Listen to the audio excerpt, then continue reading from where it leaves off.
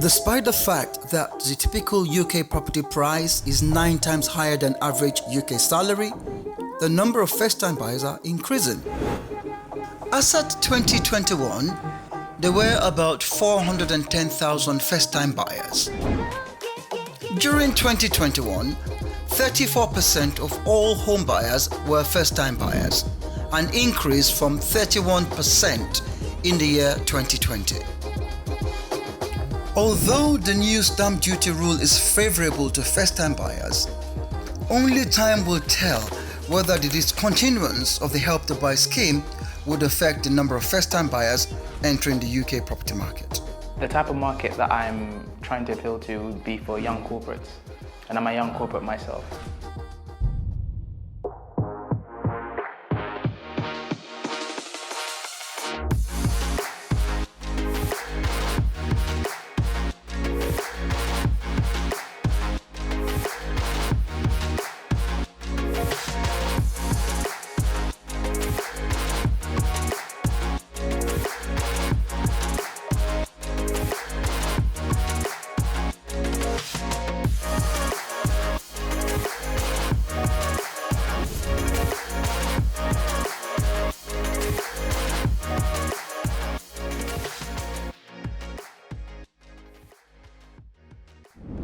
Welcome to another episode on this show.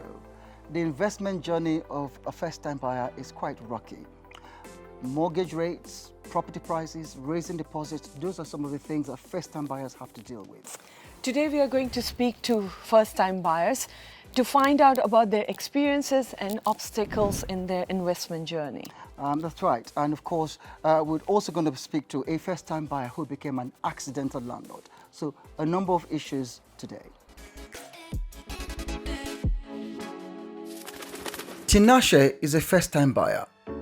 He just purchased a 2-bedroom maisonette in Woolwich, South East London for £285,000. So tell me about this property. Describe this property for me. Sure. So when you initially come in from the front, there's an open plan garden. There's actually some nice bit of astroturf there. And there's also a concrete area just before you reach the door. As you come in, you'll see the kitchen first thing, which is on your left, which is quite spacious, which is nice. As you then move past the kitchen, there is an area for storage, which I actually plan to put a downstairs toilet. Right. And then as you move further ahead, we come into the living room, which is also very, very spacious. And then you also have the back garden.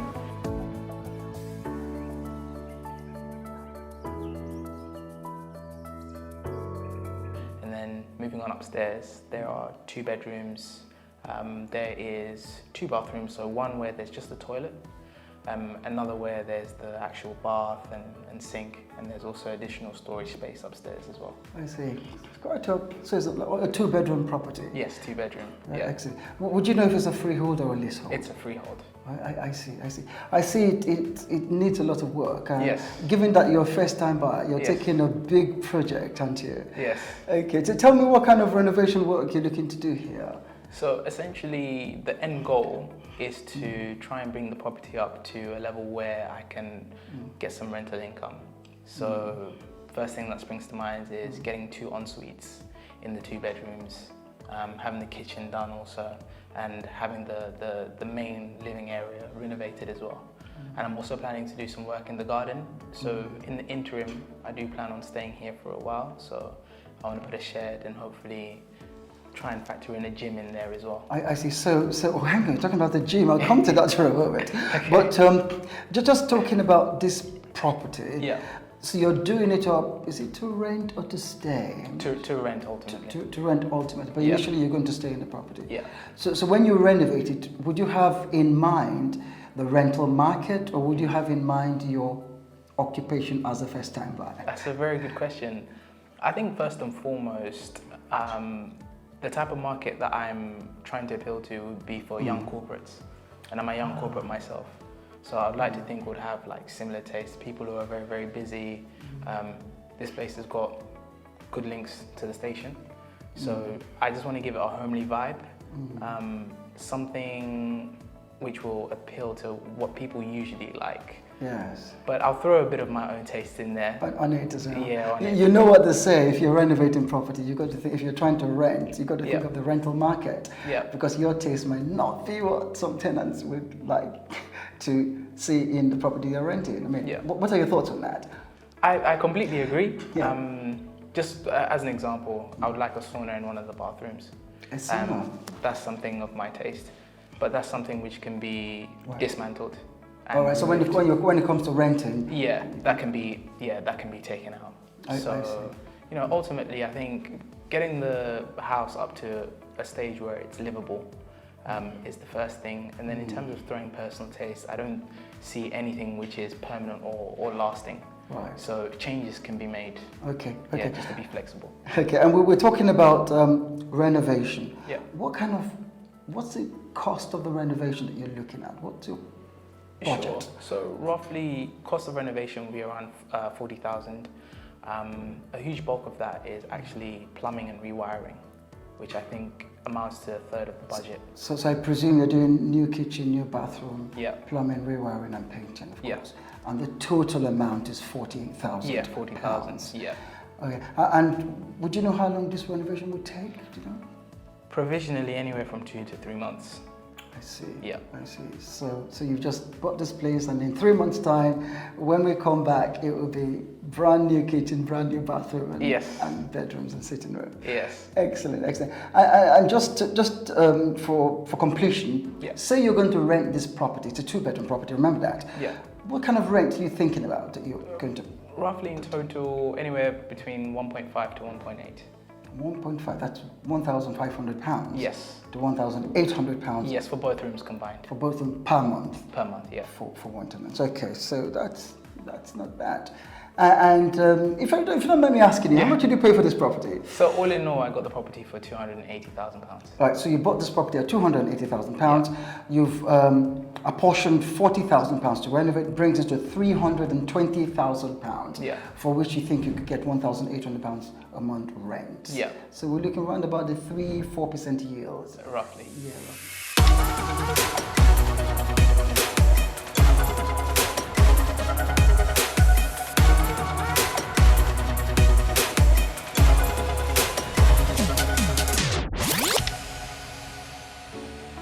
Okay, so we're in your kitchen. We can see it needs a lot of renovation at the moment, isn't it? Yes, it does. And you still think you're looking at the duration of time you suggested to do all the work? Yes, 2 to 3 months. 2 to I'm 3. optimistic. It may draw out to 4, but I want to keep it as short and as quick as possible without compromising quality, of course. Okay. So let's talk about what you do. What do you do for a living? So I work as an analyst at an investment bank. So I primarily help clients who want to make investments in the financial markets. Ah, so you're in the financial sector. Yes, I am. Oh, excellent. So how did you deal with the issue of deposit when you were buying this property? So prior to me actually starting my job, I did an internship. So I managed to save a lot of that money when I was still, living at home. And then when I did start my job, I didn't move out straight away. So I think that was a key into me being able to save up for a deposit, because I was staying at home with my mum, and she was lovely enough to say, look, just focus on building up the deposit. Right, so you're Don't able worry to about save rent. as a result of that. Yes. And how much did you manage to save to hit that deposit that you needed to buy this property? So I managed to save around £35,000. I see. And then the rest of the 5K was just a generous gift. From Yeah, mom. from mum. Oh, bless.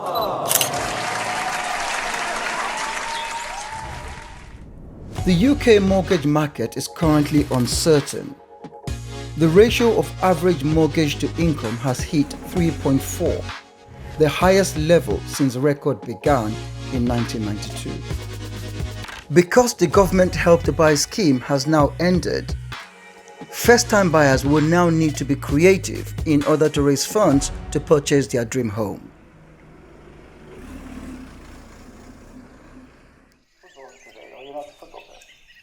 I support Arsenal. Really? Okay, so you guys are top of the league right now. Yeah, doing well. Okay, you think you could win the Premier League? 100%. Yeah. What kind of mortgage did you use? Was it a capital repayment or Yeah. interest only, or how did it work? So it's capital repayment. Okay. Yeah. And how are you finding the monthly payment? The monthly payments are doable at the moment, but with financial markets and recent rises in interest rates, obviously there's been increases into the mortgage payments. It's nothing too unmanageable, but it's definitely impacting how much I'm paying on a monthly basis. Oh, I see. And let's just talk about, for first-time buyers. Yeah. They what advice would you give first-time buyers who are trying to climb the property ladder at the moment? So I would say key thing, be financially wise, save up so you have a sizable deposit, take time with your look, be very, very specific when it comes to the location you want to stay in, the type of things that you want from a property.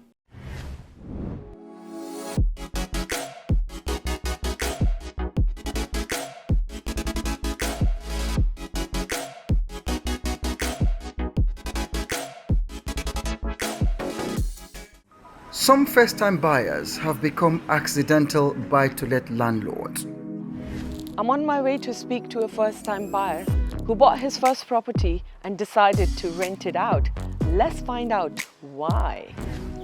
Ramit Sharma is a first-time buyer who has just purchased his first property but chose to put the property on the rental market. Ramit, you're a first-time buyer, aren't you? Yes, I am pretty. And you changed from first-time residential property to landlord property. Yes, I did.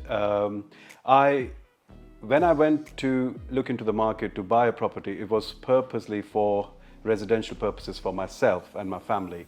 But then things changed and we decided to do the buy-to-let. Oh, great. So where do you live now? Do you pay rent? Are you comfortable? Yes, at the moment I'm living with my family, with my parents. Because the story was when I went into the property market to search out the perfect property for my family, which I did find after many, many months of struggle. There was this house, which is a 3-bedroom property in a very nice location near to the tube station in the suburbs of Epping. This property was just perfect. It was good to commute to from my work. It was nice, sort of spacious. It's a 3-sided open property. Nice sort of sunshine around there with a garden as well. Yes. But that was back in 2019, and the whole process took about 7 to 8 months. And then by the end of December 2019, when I was ready to move in, which we did, there were some changes which was required. So me and wife decided that we're going to get some renovation done according to our specifications. And then when we got the quotation, it was about January, February time in 2020. And as you know, at that time, the whole world changed. Yes. COVID hit us, Exactly. the whole world was upside down. The whole plans, what we had, were completely blocked. At that time, I had to make a decision that we couldn't go into my property at that time. But because of my parents' health and our personal circumstances, we decided to stay with our parents at that time to help them out. And then we were in lockdown as well. So there was no sort of possibility of me doing things or changing things. But we just waited, and it was almost 3 months. Then it went on to 5, 6, 8 months. And then, because of the circumstances we were in, we decided to make it into a buy-to-let property. Oh, that's an amazing story. So do you think your strategy is helping you and you are saving some money? Yes, incredibly, to tell you the truth, that it has definitely worked well in the hindsight. That when we were staying with my parents, at that time, there was lockdown as well, so there was less expenses. We weren't going out as much, we were not spending on our, food and all those things which normally do. We weren't going for holidays. Yes. So that bit really helped as a buffer for myself, because if the property was not occupied, I was still paying my mortgage, and I did not take the mortgage holiday payment which was offered by the banks as well, which actually helped me in my application where we turned into from a residential to a buy-to-let. That's amazing. Mortgage. Yeah, so it helped you. It did help me. Which The is funds quite great. really Yes, was really yeah, helpful. yeah, Yes. yeah.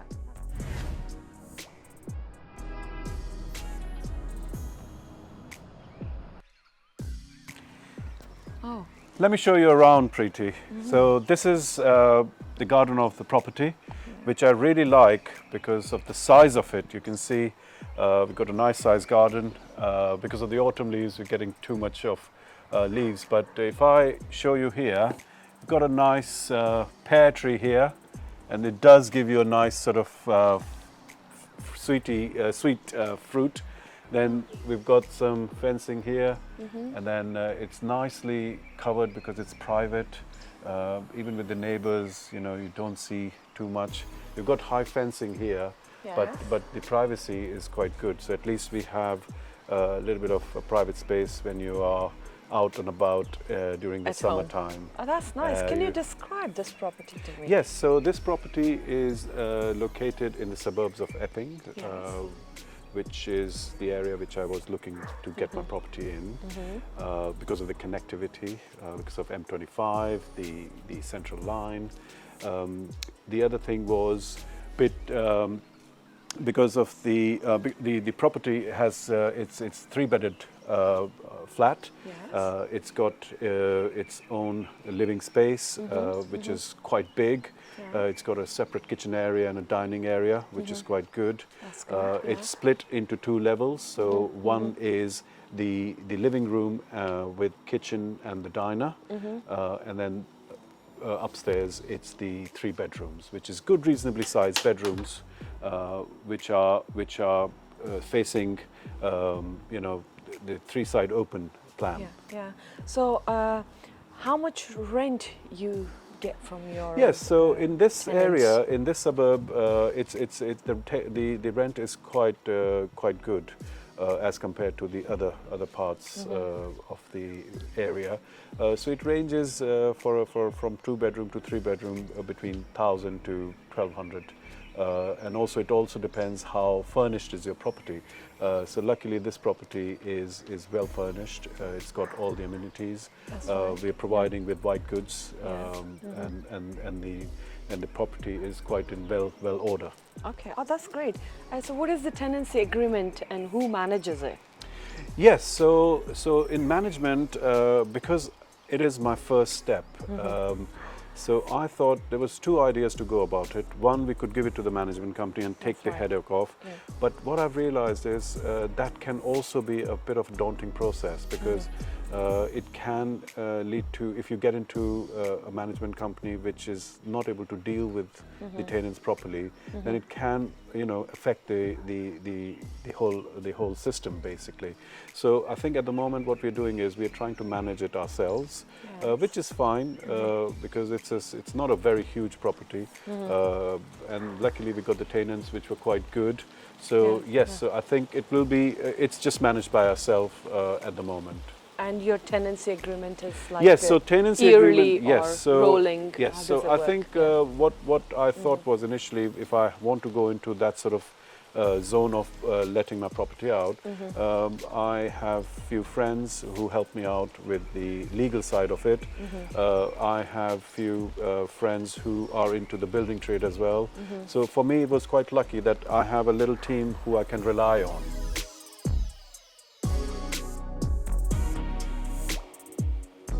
So Preeti, let me show you our kitchen for our tenants. It's a nice, spacious kitchen. Got a big window, double glazing, you know, just to look outside. You can see we've got all the amenities. We've got the, you know, microwave and, you know, everything sorted for them. Nice. And then this is where they sit, they enjoy their meal. And this is where they cook their meals. That's a nice little kitchenette basically, you know, but it's decently sized, you know, storage facilities, and you can see, you know, That's nice. clean that area.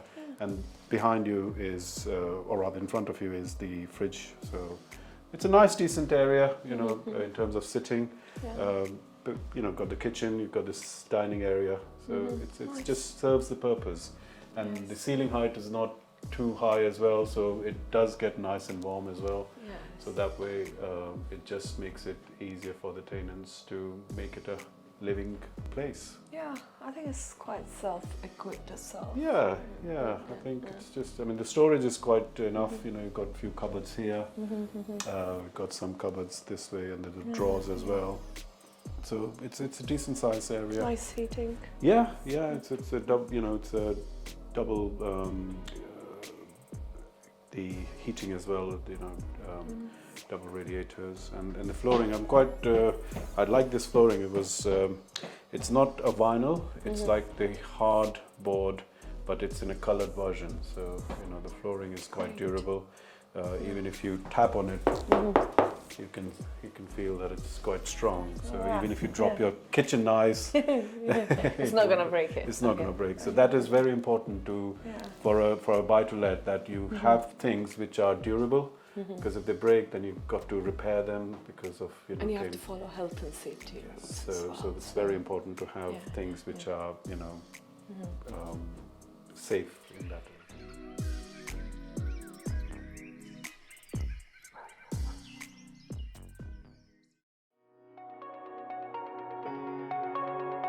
So what's it like being an accident landlord? That's a very funny term you've used, accidental landlord. Yes. Yes, well, in a way, it is an accident, or it was an accident, that when I decided to buy my property as a residential and had to change because of the circumstances into buy-to-let. But looking at it, I think it was a bold move at that time, but I think it's worked out well, and I'm hoping that it works out well for the future as well. So you're enjoying being as a landlord. What is your opinion about the state of UK buy-to-let market right now? Interesting question, Preeti. I believe it's not only the UK, I think it's all over the world. Post-COVID, there has been a lot of changes economically, socially, personally, okay? And I feel at the moment the interest rates are going to go high. As you can tell, you know, in the future, the bank rate's going to go higher as well. People who are looking to buy their first property may find it a little difficult, just because even if they have the money saved for that, but the interest rate's going to be too high, which means their monthly mortgages will be quite higher. If people get some variable rates, again, because of the bank interest increasing, there will be a little bit difficult uphill task for them as well. So it's going to be a little bit difficult. However, with the inflation and the way the current economical state it is, the house prices may go down in some areas, which is a good opportunity for people to buy. Yes. But then it all depends if they are able to afford, because the banks will be much stricter in lending their money. They'll go through a strict criteria. So I think it is an unstable situation at the moment. I think it's best to, you know, hunker down and see what the situation will end up like, and then maybe have an extra cash flow or savings to build up for your deposit, which I believe will be more sort of a sensible option in that case. Yeah, exactly, very unstable. So hopefully we will get back to the same situations. We shall hope so.